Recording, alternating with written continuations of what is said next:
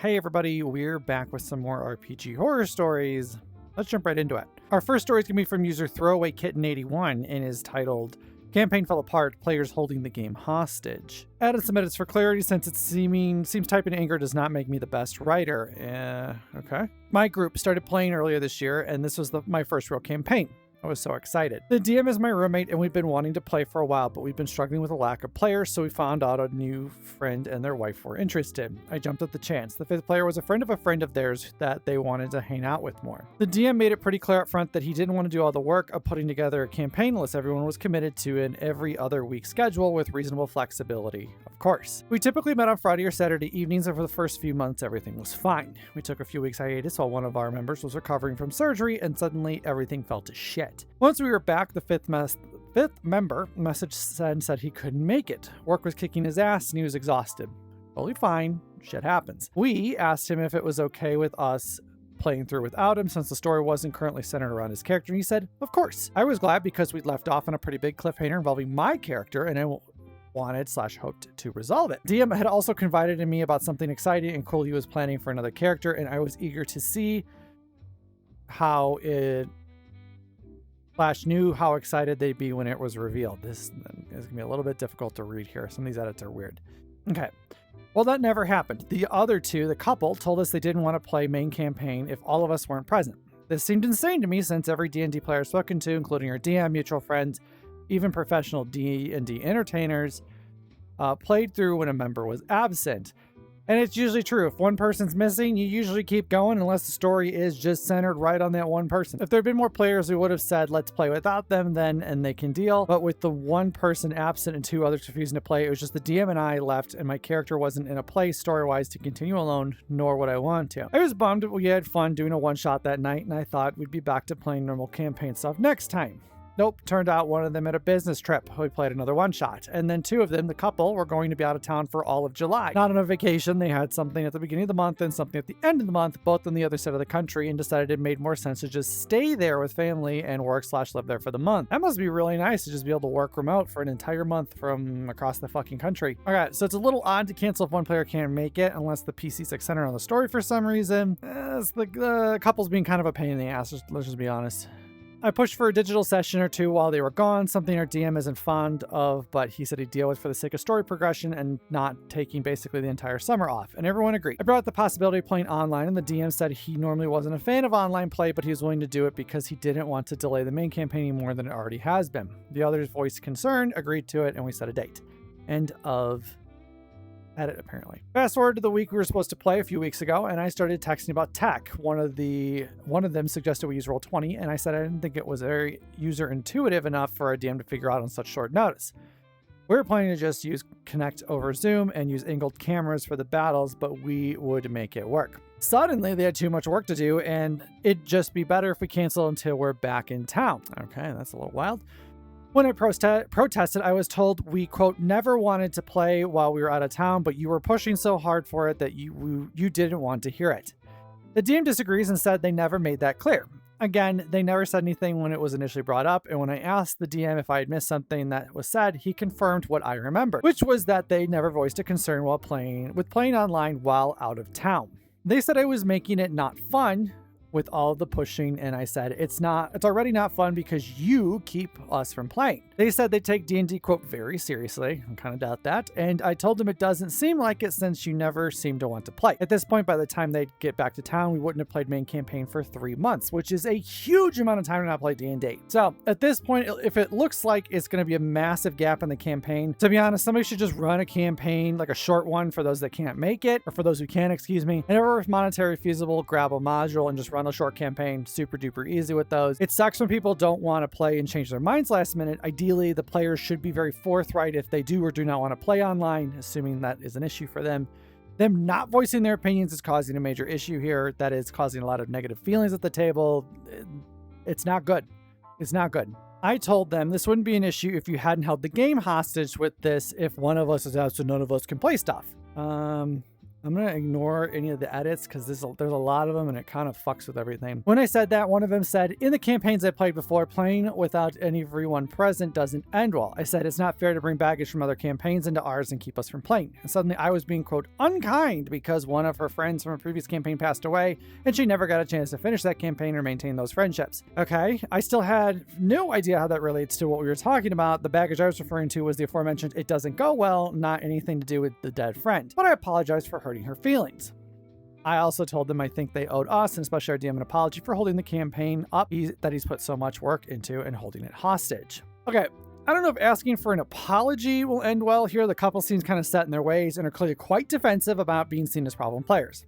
Again, if there's going to be a large gap of time without players and not everyone wants to continue the main campaign, run a side campaign if possible. I would at this point though maybe question if you want this couple and the distant friend, because it sounds like the distant friend isn't like down to play either, but maybe I'm putting words in that person's mouth. That being said, if you're going to do side campaigns, I think it's a really good time, especially if you're a newer DM or want to try DMing. That's a perfect time to do it because it's a very short run time. You're not worried about trying to fit everything into a massive overarching campaign. Your campaign's nice and sweet. You could do a month, 2 months, X number of episodes, whatever. It's a great way to learn how to DM. The DM and I are basically trying to put together a new group to continue the campaign. If we can find enough players, remember that was the issue originally. He said he might be willing to run one-shots for them / us if they still want to hang out and play at some point, but he's unwilling to put his time, energy, and creative output into a campaign with folks who refuse to take the game seriously or respect his work effort. And I honestly don't blame him. I don't blame him either. I'd be really pissed if I was doing all this work to put a campaign together and people were like not fucking showing up or trying to come up with reasons to not be there. I would stop the campaign.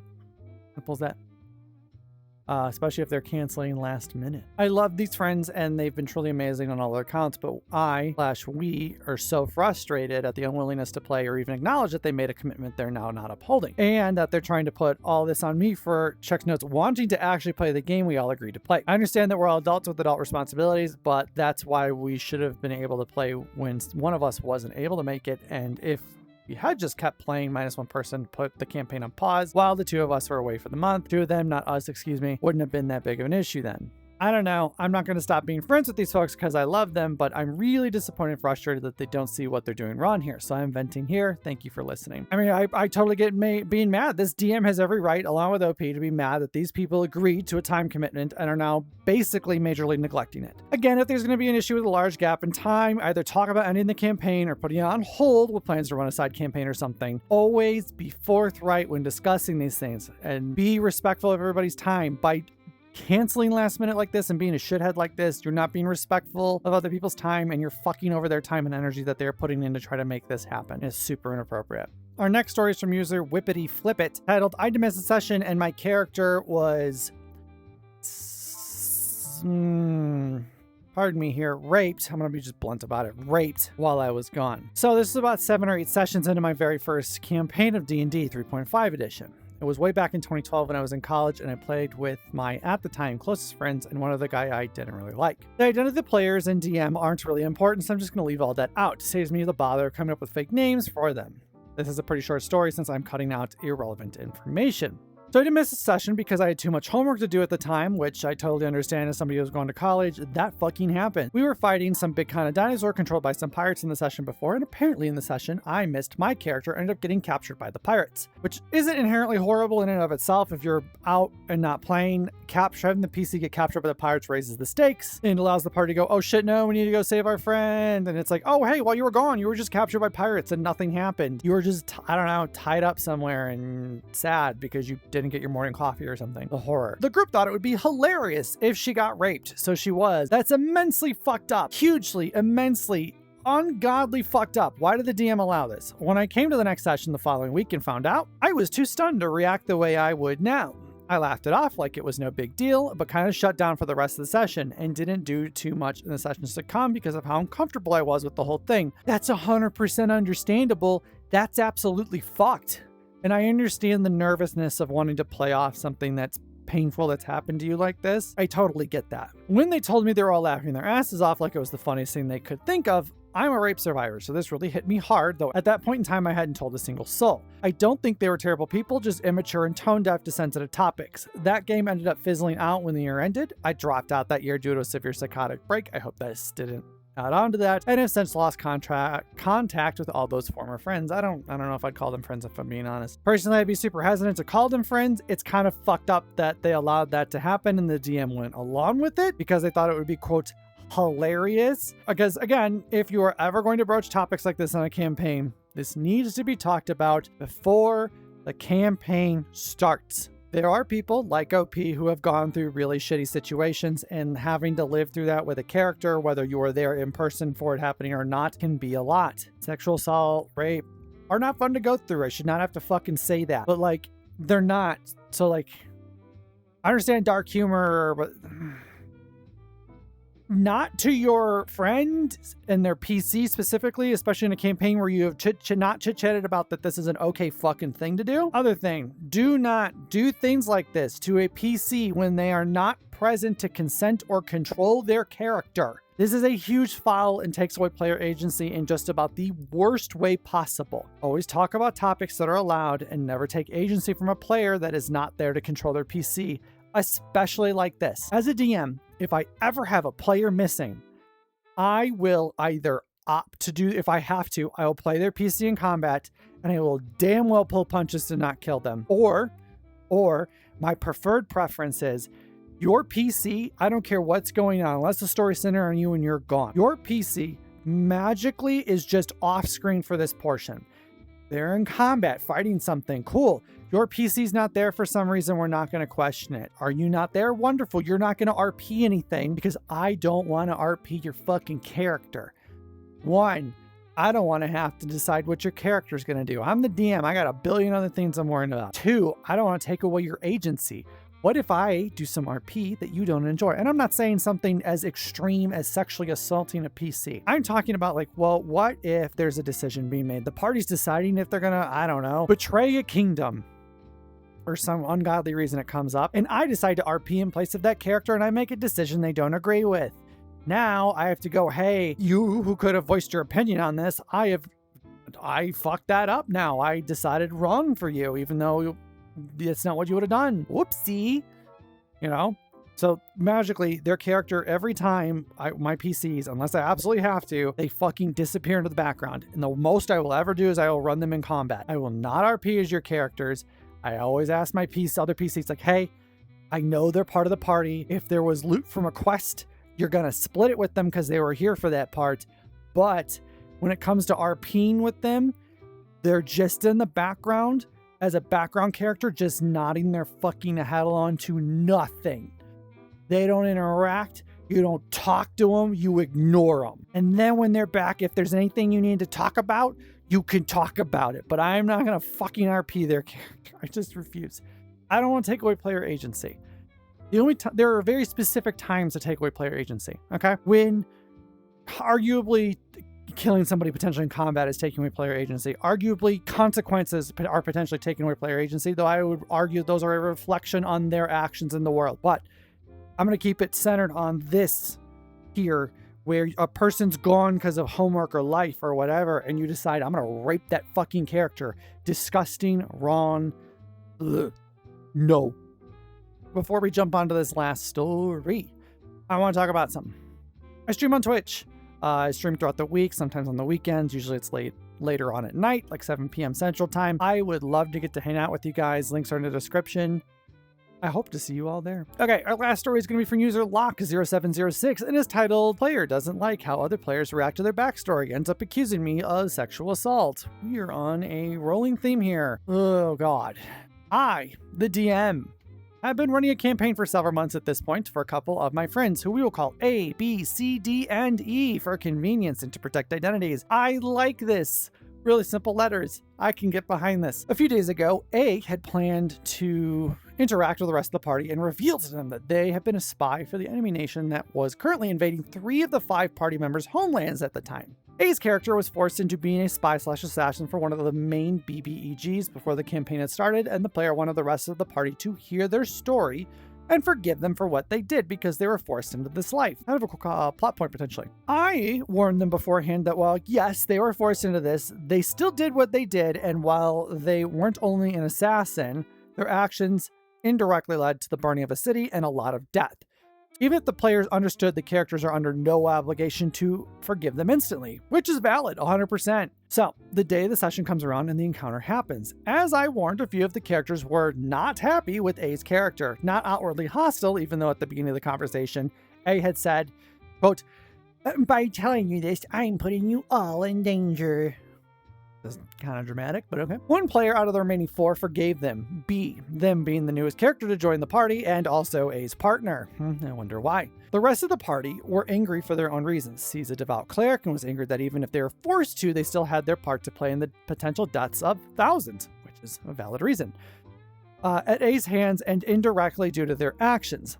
D was angered as she is a knight of this kingdom and a noble woman's daughter, so her love for her home is true and was horrified to see someone she cared about be part of such atrocious acts. F is just a selfish ass and is angry that A was putting their life in danger, which is again valid and understandable. C asked A if they wanted redemption. They said no, viewing as they did nothing wrong because they were forced into it. Everyone but A and B left the room and the session ended there. Okay, so the actual players left and stormed out. That reveal must have clearly not been well received. I can see this angering characters, and I hope that's how it stayed, but not players. That should stay as characters getting angry. Completely valid in RP when characters, not players, get angry. This would make for a potentially interesting character arc where A has to earn back the trust of their entire party and redeem themselves for their fucked up actions. Perhaps the player behind A played this very aggressively when saying they don't regret what A did, and maybe that caused the players to then walk out of the room. That, to me, it sounds like that's what happened, but I'm not 100% sure. Before I go on, I want to add a small amount of context. A's character is not well liked by the rest of the party. By party, we mean characters. It's not that they don't like them, but none of them have interacted very much, and when they have, A is mildly to aggressively hostile with them. The one good thing A's character is doing, feeding the homeless, happened away from the group, and none of the characters have seen this. This is further pushed by A's character trying to help another character when they're having a mental breakdown over finding out that their home isn't blameless in the start of the war, and their advice to that character boiled down to, quote, "This is war, grow up."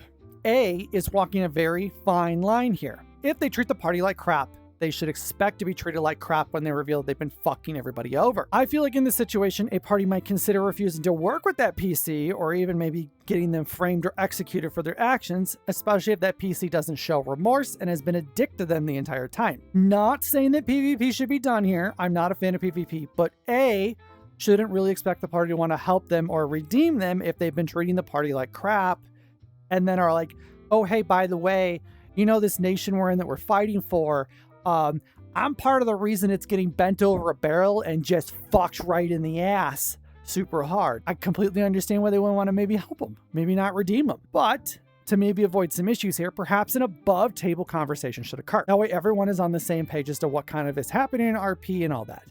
Actual players can and should disagree on things. It makes for very good roleplay. As long as the players themselves are polite, this shouldn't be an issue. But it seems like A, the player is hurt here. Perhaps a conversation can help alleviate these issues. A was upset by this and said that this situation is like an abusive relationship, which it is, but there is a far leap from a partner being mentally and physically abusive and that partner forcing you to kill hundreds of people. They then went on to bring up a situation earlier in the campaign that they said could be viewed and later said was viewed by their partner as sexual assault. The scene in question is A's character being mind controlled by their evil boss to kill a dragon that wanted to help in the war, which happened 2 months before this whole situation. There was nothing sexual about this scene, and the player is aware I am very uncomfortable talking about anything sexual as I am a victim. Wow, that's really shitty of them. Not OP, but fucking A. I told them that I'm hurt by them saying this and would like to cut ties with them and end our friendship, which is, I can kind of understand. They would go on to say that my words are hurtful to real-world victims of sexual assault, and they're disappointed in me, knowing full well I'm a victim as well as my partner and a few of my friends. I blocked them after this. Okay. A is being manipulative here. They are mad things are not going their way, and so they're trying to force blame onto OP. OP needs to stand their ground here. I'm sorry, they're dealing with someone who's using their past trauma as a weapon. They need to get this person out of their life as soon as possible, and it sounds like from above, they have. I am posting this here to also ask, am I the asshole? I have talked to a few people about this already, but them being my friends, they may just not want to say I'm in the wrong. OP, you're not the asshole. A is the asshole.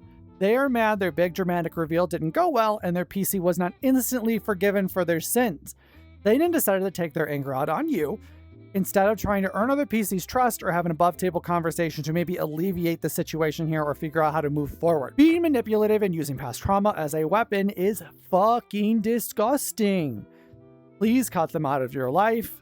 Do not let them back in. They are not worth the trouble. Okay, that's going to be it for today. Thank you guys all for hanging out. Please remember to like, comment, and subscribe. I love getting to read your comments. Follow me on Twitch. And then I will see you guys all next time. Have a good one, everybody.